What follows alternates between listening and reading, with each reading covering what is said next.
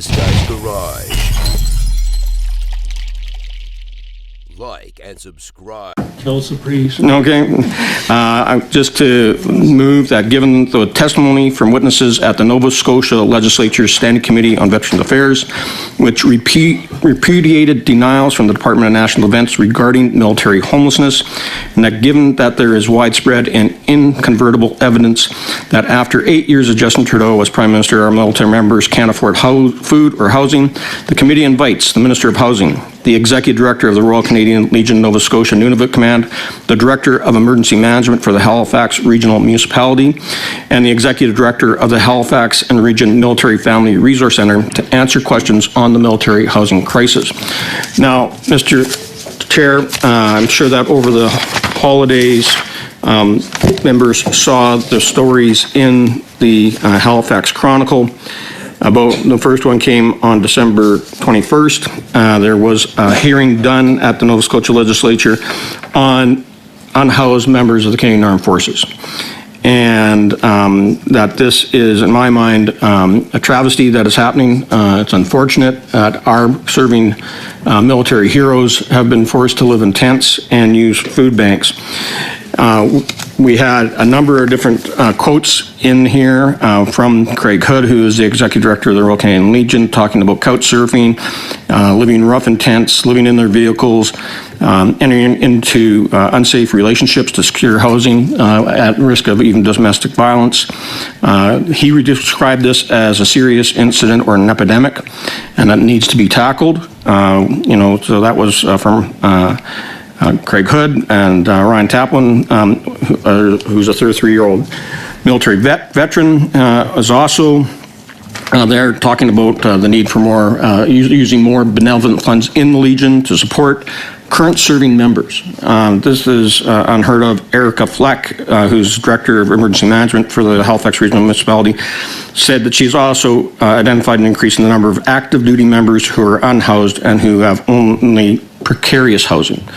So this speaks to the housing crisis in Halifax and region. I was hoping that we'd have had a 106.4 emergency meeting on this to discuss having the expansion to our current housing study and having these extra witnesses invited. I think 4 meetings is not enough to tackle this issue, knowing the crisis that's out there, especially when literally members of the Canadian Armed Forces are living in the cold and have been left out there. I reached out to both our Bloc and NDP colleagues and unfortunately couldn't get them to sign on to a 106.4. But I am hopeful that they would support expanding the study and inviting these witnesses along with the Minister of Housing. Minister Fraser, this is his backyard. He represents Nova Scotia. And I would hope that as the Minister of Housing, he'd be able to talk about how he's addressing this crisis in Nova Scotia and elsewhere that's impacting upon the Canadian Armed Forces. I'd also would hope that Mr. Fillmore and Mr. Fisher, who have the CFB Halifax as well as 12 Wing Shearwater in their ridings, would also be supportive of this to ensure that we address this issue in an expeditious manner so that we can ensure that those that are serving us, that are making, we ask them to sacrifice a lot in operations. We aren't asking them to live on the streets while they're in service to Canada. So with that, Mr. Chair, I hope that we can support this. Thank you, Mr. Brizan. The motion is in order. And I don't understand why we need to stand for people making political hay out of what is a tragic situation when we already have a study underway to address the very issues that you raise. So, Mr. Chair, with that, I move to adjourn debate on this question.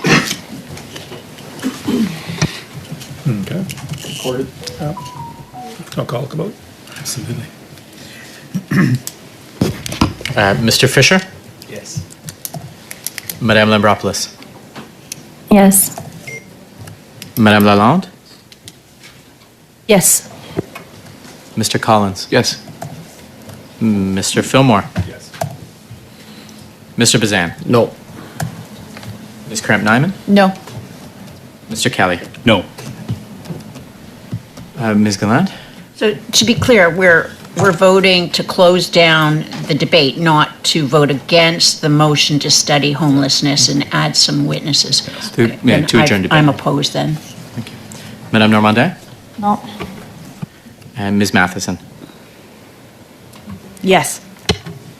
So 6 to 5. Okay, that closes the debate.